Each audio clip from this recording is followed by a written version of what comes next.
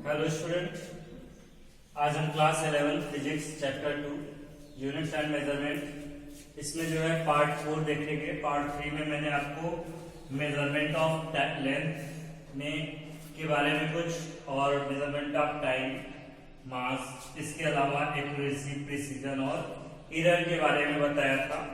ठीक है, तो मैंने आपको बताया था कि एक्यूरेसी, प्रिसीजन और एरर। तो एरर क्या होता है ये बताया था मैंने आपको कि the uncertainty which comes in measurement are known as error. किसी भी फिजिकल क्वांटिटी के या फिजिक्स में किसी भी चीज के मेजरमेंट में जो अनसर्टेनिटी आती है, ठीक है, उस अनसर्टेनिटी को हम एरर कहते हैं। ठीक है, एरर के बाद मैंने आपको बताया था एक्यूरेसी एंड प्रिसीजन। प्रिसीजन क्या था?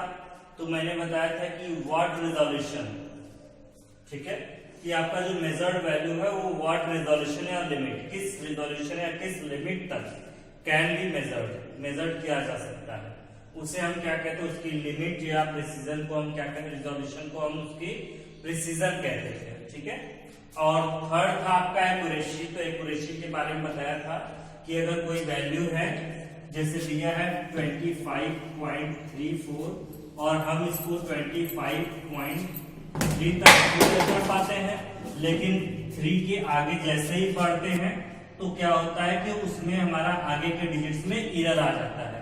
तो जहां तक हम करेक्ट वैल्यू, हमारा 25.34 है और करेक्टली हम 25.3 तक तो करेक्ट मेजर कर पाते हैं, लेकिन जैसे ही 25.3 से आगे बढ़ते हैं तो उसमें हमारा एरर आने लगता है। तो जितनी वैल्यू हम एक्यूरेट मेजर कर पाते हैं, यानी ये मेजर, ठीक है, ट्रू वैल्यू है और इसको हम मेजर कर, इतना तक हम करेक्टली मेजर कर पाते हैं। तो एरर एक्यूरेसी कहता है हाउ क्लोज, ठीक है, एरर एक्यूरेसी क्या है? तो accuracy tell us how close the measure value is to the true value, कि जो हमने वैल्यू मेजर किया है, मेजर्ड वैल्यू हमारा ट्रू वैल्यू के कितना क्लोजर है, यानी जो मेजरमेंट हमने किया, जो कैलकुलेशन करके हम वैल्यू ले आए और एग्जैक्ट हमारी वैल्यू कितनी होनी चाहिए, तो उससे कितना क्लोजर है उस, ठीक है, इसे हम क्या कहते हैं, एक्यूरेसी कहते हैं। तो ये था आपका एक्यूरेसी, प्रिसीजन और एरर। एरर आपके कई तरह के होते हैं, तो यहाँ हम काइंड्स ऑफ एरर देखेंगे कि एरर के काइंड्स, कि एरर कितने तरह के होते हैं। तो एरर को मेनली जो है दो पार्ट्स में डिवाइड किया गया है। एक तो सिस्टमैटिक एरर होता है और दूसरा रैंडम एरर। ठीक है, सिस्टमैटिक एरर, इसके दो पार्ट होते हैं। फर्स्ट होता है आपका सिस्टमैटिक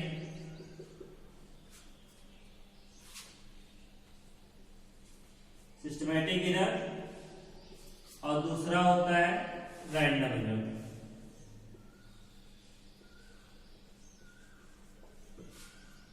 ठीक है, तो सिस्टमैटिक एरर, इसके भी 3 पार्ट होते हैं। सिस्टमैटिक एरर को भी 3 पार्ट्स में डिवाइड किया गया है। ठीक है, और रैंडम एरर है। तो यहां पहले हम देखेंगे कि सिस्टमैटिक एरर और रैंडम एरर क्या होता है। तो सिस्टमैटिक एरर जो होता है ये 3 तरह का। सिस्टमैटिक एरर कहते किसको है? तो नाम ही है, जैसे पहले हम सिस्टमैटिक को देख लेते हैं। तो सिस्टमैटिक एरर क्या होता है? What is systematic error? तो नाम ही है सिस्टमैटिक, यानी व्यवस्थित ढंग से। ठीक है, तो ऐसा एरर जो केवल वन डायरेक्शन में हो।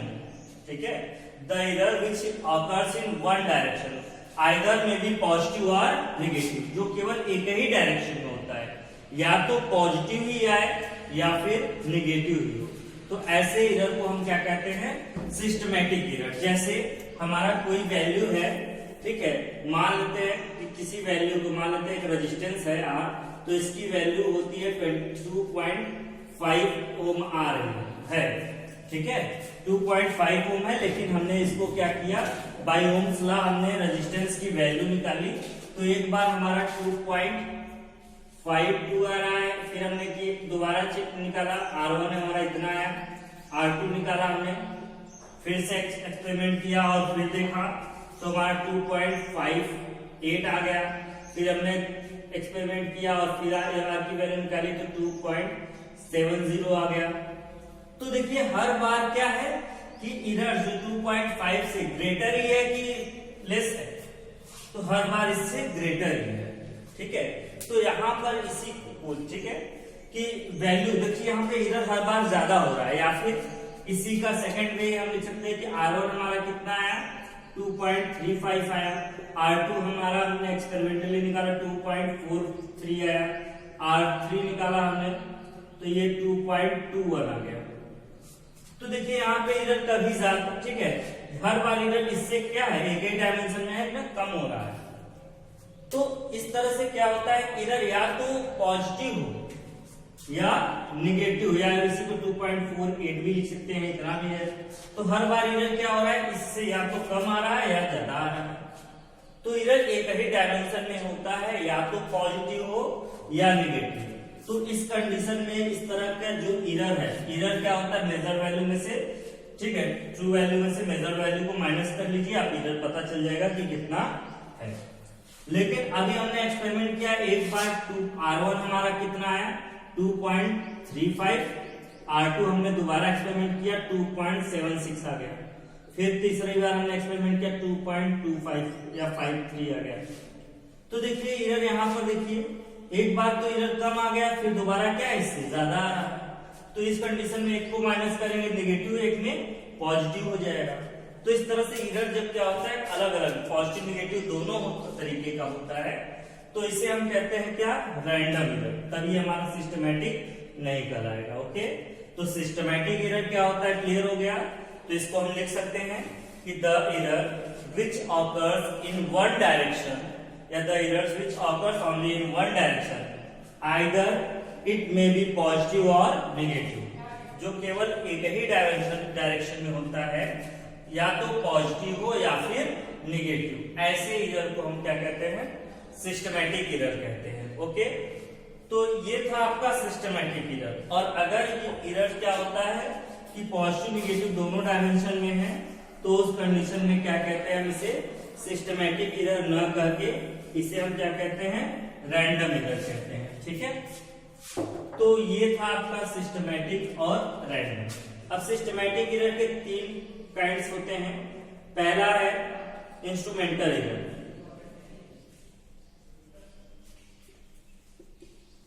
इंस्ट्रूमेंटल एरर, इंस्ट्रूमेंटल एरर क्या होता है, ठीक है। तो इंस्ट्रूमेंटल एरर क्या होता है, इंस्ट्रूमेंटल एरर को देखिए जैसा कि नाम से ही इसका है, इंस्ट्रूमेंटल यानी इंस्ट्रूमेंट के द्वारा, यानी कहने का मतलब ये है कि अगर जिस डिवाइस का यूज आप कर रहे हैं, जिस स्केल का यूज आप कर रहे हैं एरर को मेजरमेंट करने के लिए, ठीक है, तो उस कंडीशन में क्या होता है कि यहाँ पर जिस इंस्ट्रूमेंट का एरर आप इस्तेमाल करते हैं, अगर उसमें किसी तरह की, ठीक है, कोई एरर आती है इंस्ट्रूमेंट के कारण, जैसे आपने क्या किया, एक डिवाइस लिया, स्केल लिया या माइक्रोस्कोप लिया, उससे किसी पार्टिकल्स के या सेल की साइज को आप जो है मेजरमेंट करना चाहते हैं, तो उस कंडीशन में क्या होता है, अगर उस माइक्रोस्कोप में कोई खराबी है, ठीक है, कोई खराबी है और आप फिर भी उसका इस्तेमाल कर रहे हैं, तो वो क्या हो गया, इंस्ट्रूमेंटल, यानी इंस्ट्रूमेंट के डिफेक्ट के कारण। जैसे आप स्केल लेते हैं, स्केल से लाइन ड्रॉ करते हैं, बीच में सपोज दैट स्केल थोड़ा सा टूटा हुआ है, ठीक है, इस तरह से बीच में कभी कोई स्केल टूट जाता है, हम लाइन ड्रॉ करते हैं स्ट्रेट, ठीक है, स्ट्रेट लाइन ड्रॉ करते हैं, तो क्या हुआ कि यहाँ पर लाइन आने पर थोड़ा सा टेढ़ा हो गया, तो ये किसका फॉल्ट है, तो यहाँ पर फॉल्ट जो होता है क्या कि आपको जो स्केल मिला है वो स्केल क्या है, टूटा हुआ है, तो इंस्ट्रूमेंट की गलती है कि आपकी, तो वहां पर क्या होगा कि वो एरर, यानी यहाँ पर आपने लाइन खींचने का जो तरीका था आपका सही है, आपने पूरा ध्यान लगाकर लाइन खींचा, अब लेकिन इंस्ट्रूमेंट ही गड़बड़ है, इंस्ट्रूमेंट में डिफेक्ट है, उसके कारण एरर अगर आ जाता है तो उसे हम क्या कहेंगे, इंस्ट्रूमेंटल एरर। ठीक है, तो the error which occurs due to the imperfection in instrument, या ठीक है, are known as instrumental error, उसे हम इंस्ट्रूमेंटल एरर कहते हैं, या इंस्ट्रूमेंट, ठीक है। तो ये आ गया, जैसे सपोज दैट आपने एक जो है डिग्री सेल्सियस थर्मोमीटर लिया, जिसमें 0 से लेकर 100 डिग्री सेल्सियस तक के नंबर्स होते हैं, 0 डिग्री 1 2 3 4 5 100 डिग्री, और उससे आप किसी का बुखार नापने के लिए यूज करते हो, अब सपोज दैट उस पर्सन को बुखार 104 डिग्री है और फीवर 104 डिग्री है और आपका इंस्ट्रूमेंट 100 डिग्री तक ही बता सकता है, उससे ज्यादा नहीं। आपने मेजर किया, वो 100 के ऊपर गया ही नहीं, तो आपने नोट कर लिया कि इसको जो है 100 डिग्री फीवर है। लेकिन क्या आपका इंस्ट्रूमेंट 100 के ऊपर मेजर कर पाएगा? नहीं। अगर उसको 102 डिग्री हो तो क्या वो आपका इंस्ट्रूमेंट बताएगा? नहीं। तो ये क्या है? इंस्ट्रूमेंट सही नहीं है ना, इंस्ट्रूमेंट में ये ठीक है कमी है, तो इस कारण से क्या हो रहा है, यहाँ पर इंस्ट्रूमेंटल एरर कहलाएगा, जो एरर आएगा। ओके, नेक्स्ट होता है इम्परफेक्शन इन एक्सपेरिमेंट टेक्निक्स और प्रोसीजर। दूसरा है आपका बी,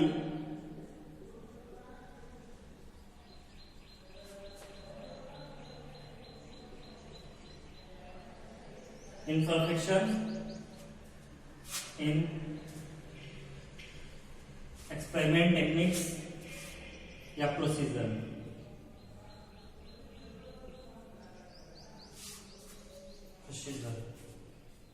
ठीक है, तो इम्परफेक्शन इन प्रोसीजर या इसी को एक्सपेरिमेंट टेक्निक्स, यानी प्रोसीजर का मतलब होता है जो मेथड, यानी इंस्ट्रूमेंट आपका सही है, ठीक है, लेकिन आपने उस इंस्ट्रूमेंट का यूज करने का तरीका, ठीक। अगर प्रोसीजर में इम्परफेक्शन होता है, जैसे सपोज दैट आप कोई चीज मेजर करते हो, मेजर करने का जो आपका तरीका है, जैसे आप मेजर करना चाहिए सबसे पहले, जैसे रेजिस्टेंस है, कनेक्ट, ठीक है, जैसे सपोज दैट आपको इक्विवेलेंट, जैसे ये एक, ठीक है,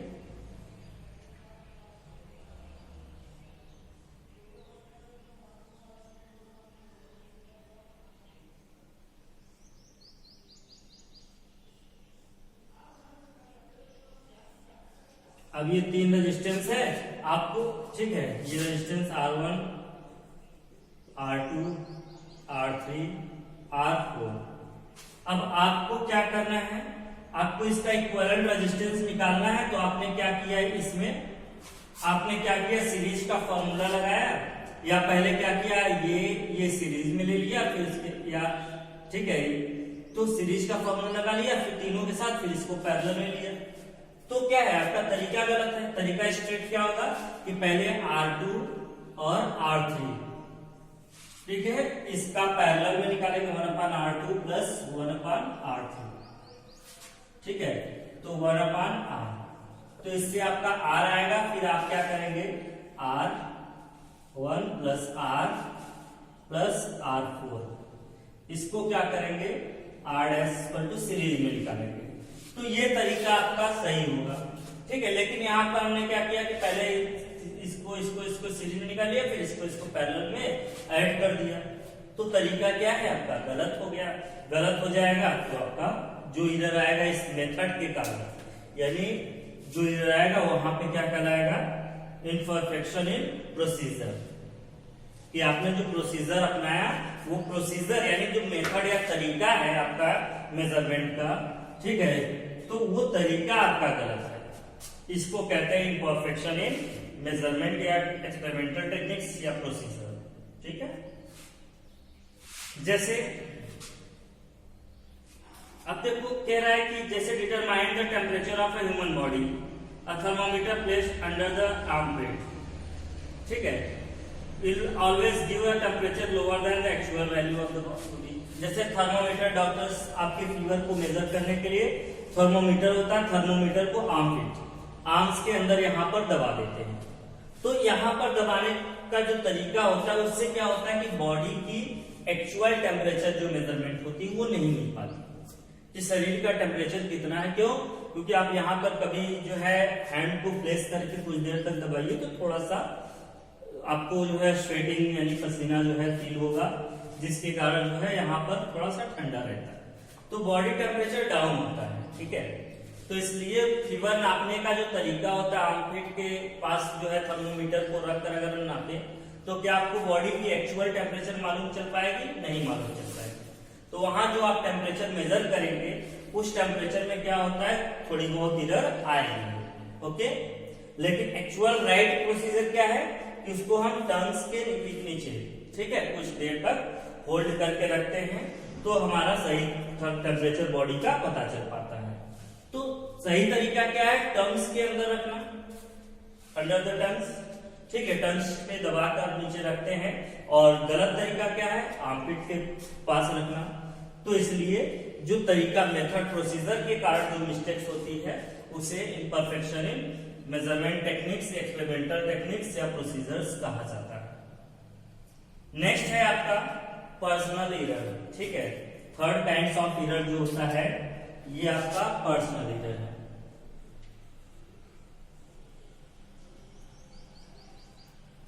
पर्सनल एरर, तो पर्सनल एरर क्या होता है, ठीक है। तो पर्सनल किसे कहते हैं, जो हमारा खुद का हो, यानी जो किसी इंडिविजुअल से रिलेटेड हो, यानी दैट, इसको हम डिफाइन कर सकते हैं, the error that comes due to carelessness of an individuals, ठीक है। The error which comes due to the carelessness of an individual और a person are known as personal error.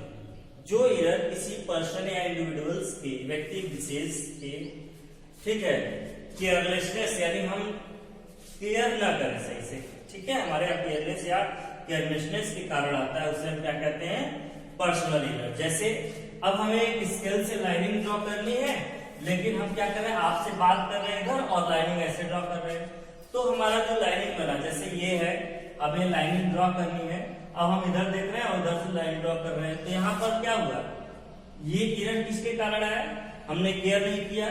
लेकिन दूसरा, हम क्या करें, इसको यहाँ पर रखकर लाइन ड्रॉ करें, तो ये हमारा इस तरह से स्ट्रेट लाइन ड्रॉ हो जाएगा। तो यहाँ पर देखिए, इस केस में हम लाइन ड्रॉ करते समय केयर हमने किया नहीं, हमने केयरलेसनेस के साथ, ठीक है, तो इसको ड्रॉ किया, लेकिन इसको केयरफुली ड्रॉ किया। तो जो एरर, यानी आपका प्रोसीजर, देखिए यहाँ पर तीसरे केस में पर्सनल एरर में इंस्ट्रूमेंट आपका करेक्ट रहेगा, जो तरीका अपनाया आपने वो भी प्रोसीजर या मेथड वो भी सही है, लेकिन आपने क्या किया, एक्सपेरिमेंट परफॉर्म करते समय उसको केयरफुली ऑब्जर्व नहीं किया, उसमें केयरलेसनेस बढ़ता, तो जिसके कारण क्या होता है कि ये एरर आ जाता है। तो ऐसा एरर जो किसी व्यक्ति के पर्सनल खुद के कारण हो, इंडिविजुअल व्यक्ति विशेष के कारण होता है, ऐसे एरर को हम क्या कहते हैं, पर्सनल एरर कहते हैं, ठीक है। तो ये होता है पर्सनल एरर, ठीक। अब उसके बाद जो है और आगे बढ़ते हैं, तो सेकंड था हमारा क्या, रैंडम एरर, ठीक है। तो अब हम नेक्स्ट देखते हैं कि रैंडम एरर क्या होता है।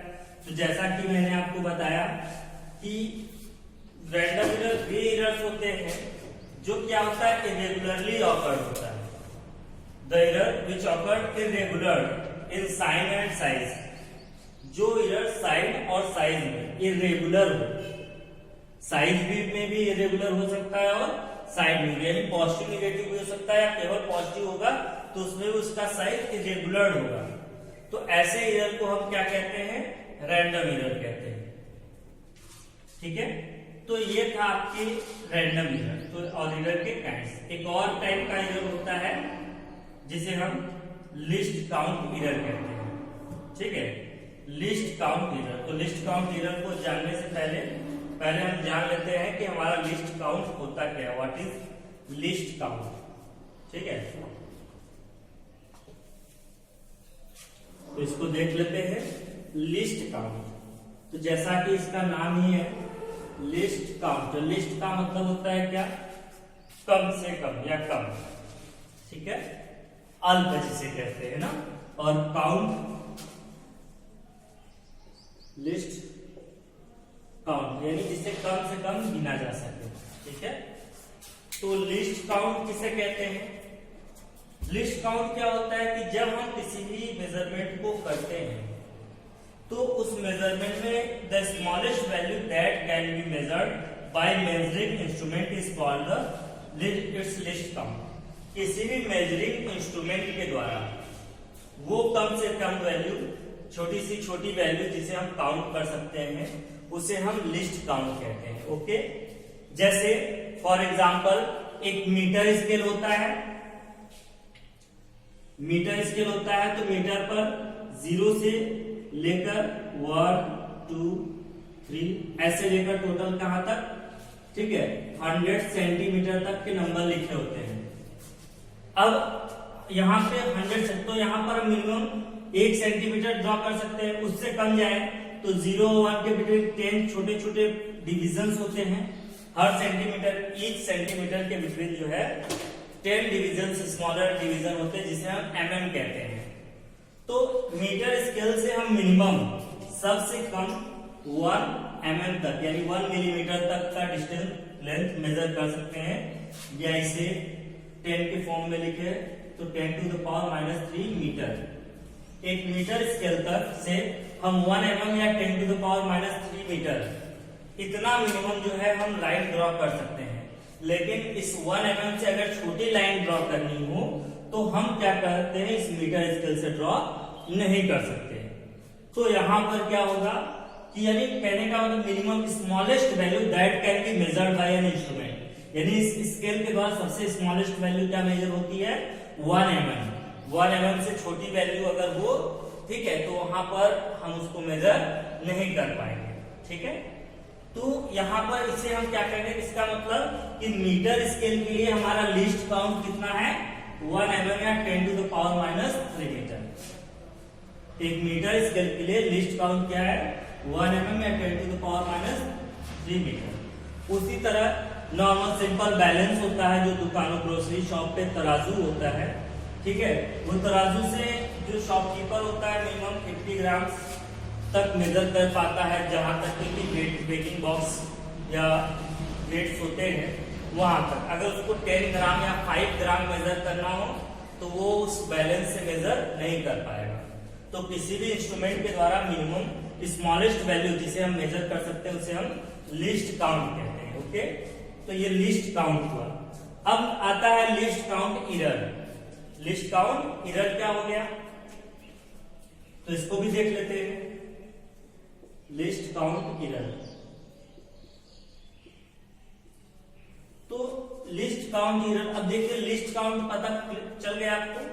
तो अब एरर उसी का आगे जुड़ गया, यानी स्मॉलेस्ट वैल्यू को मेजर करने में, ठीक है, जिस रिजोल्यूशन तक आप स्मॉलेस्ट वैल्यू को मेजर कर पाते हैं वो क्या कहलाता है, लिस्ट काउंट एरर कहलाता है, ठीक है।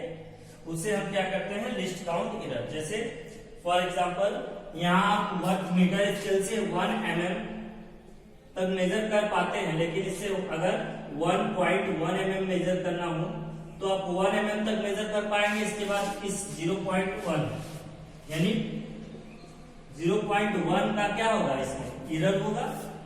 तो द मिनिमम एरर्स या smallest errors which occurs in measurement of are known as least count error. इसे हम क्या कहते हैं, लिस्ट काउंट एरर कहते हैं, ओके।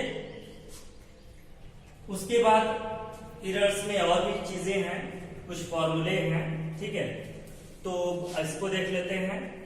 तो फर्स्ट है आपका एब्सोल्यूट एरर, ठीक है।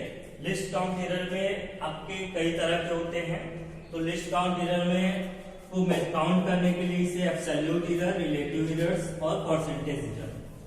तो जब हम किसी फिजिकल क्वांटिटी का मेजरमेंट करते हैं तो मेजरमेंट करने में जो एरर मेनली होते हैं वो 3 पार्ट्स में डिवाइड हो जाते हैं। प्रोसीजर के बेसिस पे एरर 2 था, सिस्टमैटिक और रैंडम, और सिस्टमैटिक में भी 3 थे।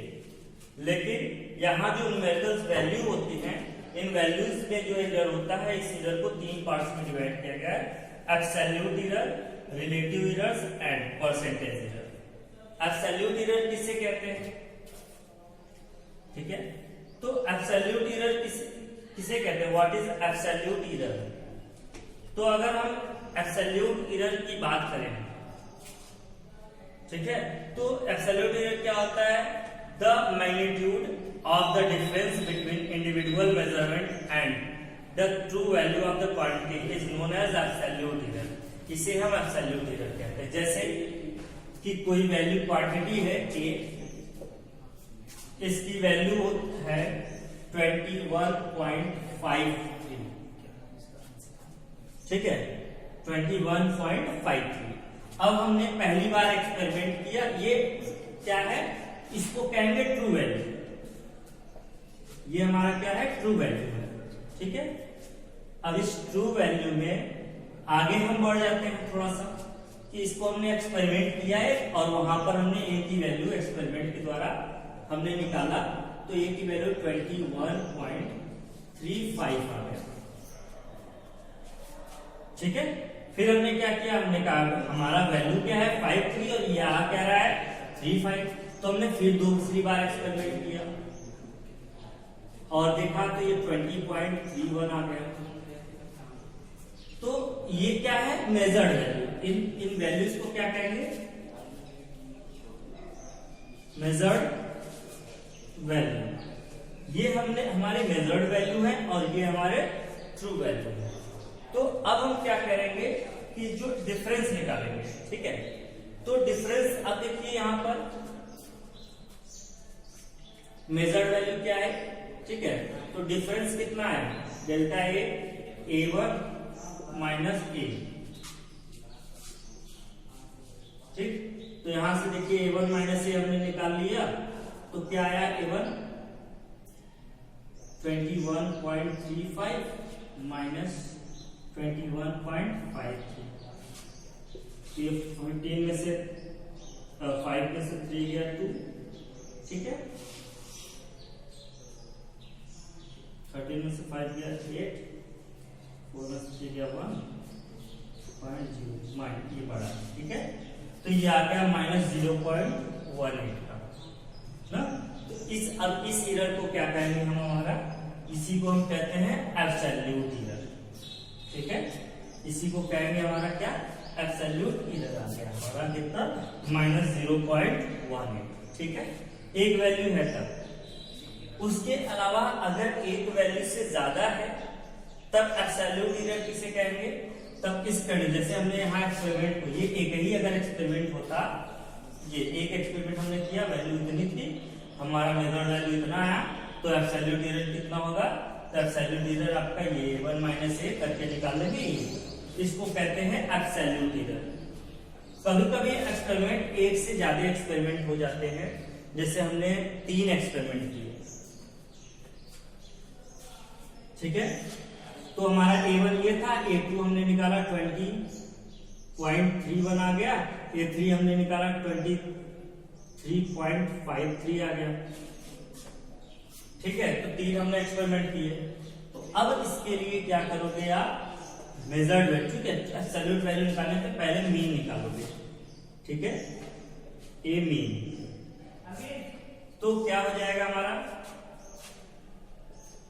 तो A1 मीन के लिए A1 plus A2 plus A3 by 3, तो यह आएगा 21.35 प्लस 20.31 प्लस 23.53 अपॉन 3, तो हो जाएगा 314,459 53883 11 कैरी 1 31415 2 to 4 to 6 65.19 by 3। या इसको डिवाइड कर लीजिए, 3 2 जा 6, 3 1 जा 3, 2 3 7 जा 21, फिर 3 3 जा 9 किया है। तो अब ये हमारा क्या हो गया, मेजर्ड वैल्यू। अब हम अगर ट्रू एब्सोल्यूट वैल्यू ए निकालें, तो ये हमारा हो जाएगा ए मीन माइनस ए। तो ए मीन कितना है हमारा 21.73 और ए कितना है 21.53, तो ये आएगा 0.2। तो ये आपका 0.20। ठीक है, तो अभी यहां पर ये जो आपका है वैल्यू, ठीक, अब इसको हम कहेंगे क्या, एब्सोल्यूट एरर।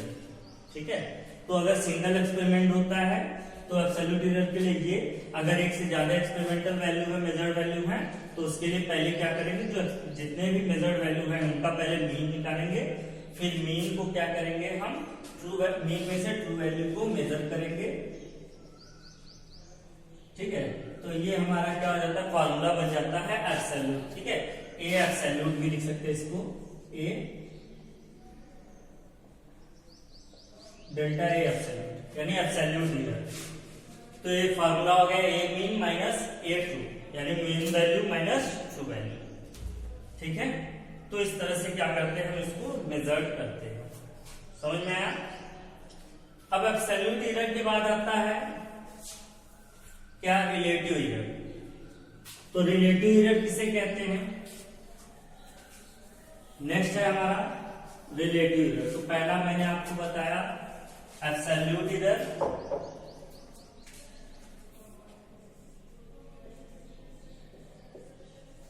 Absolute error. ठीक है, डिस्काउंट के बाद फिर इसमें है रिलेटिव एरर।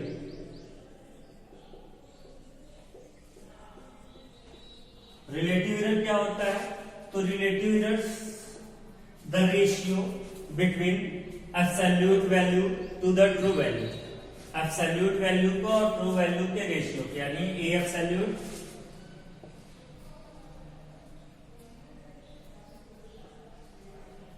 अपॉन ए। ठीक है, तो एब्सोल्यूट और ट्रू के बीच जो रेशियो होता है इसी रेशियो को हम कहते हैं क्या?